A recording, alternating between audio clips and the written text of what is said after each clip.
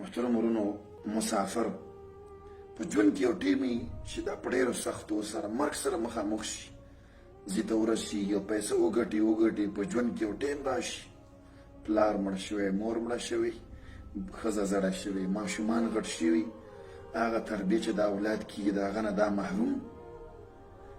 د اټیم ماشین په شان دې صرف پیسې راوباسه، خپل کور والا ته یې لېږه، نور هېڅ څه غم نشته.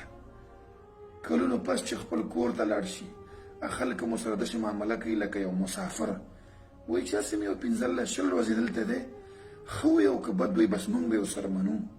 ولې ځکه هلته اټیم ماشین دی، پیسې ترې وځي. محترم ورونو دې باره کې صرف سوچ وکئ.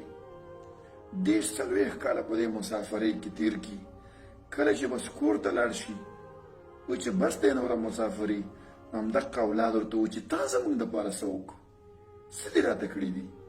که د اولاد تربیه باره کې غم کوي، اولاد یو کار نه منې کوي، ورته وایي چې موږ ته څه نشي ویلی، موږ ته څه نشي ویلی. ولې؟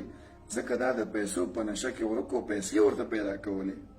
هغه ښځه چې دې سره که مینه محبت و یا نه و، هغه باندې هم دا بد لګېږي، ځکه اټیم ماشین یې خراب شو. محترم ورونو زه وایم محترم ورونو دغه ژوند چې موږ ته الله راکړی صرف دا پیسې مقصد دی چې پیسه وګټو.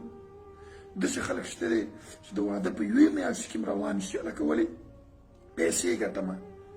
محترم ورونو دې کور کې به ته ډېر جنګونه وکړې چې ما خو ستاسو دپاره دا وکړه، ځواني مې خاورې یېرې کړه، حرام حلال ته مې نه ګټل، شپې او ورځ ته مې نه ګټل، یخني ګرمۍ ته مې نه ګټل، ځان تکلیف ته مې نه ګټل، بیماري ته مې نه ګټل، ستاسو دپاره مې دا څه وکړو.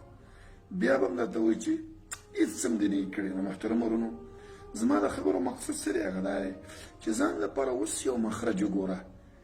دا رزق الله سبحانه وتعالی به درکوي او ښایسته به درکوي. موږ مسلمانان یو، مؤمنان یو، د رب العالمین د وحدانیت اقرار کوو. یهود و نصوارا سپي او خنزیر ته چې ورکوي، ما تا ته به ولې نه راکوي.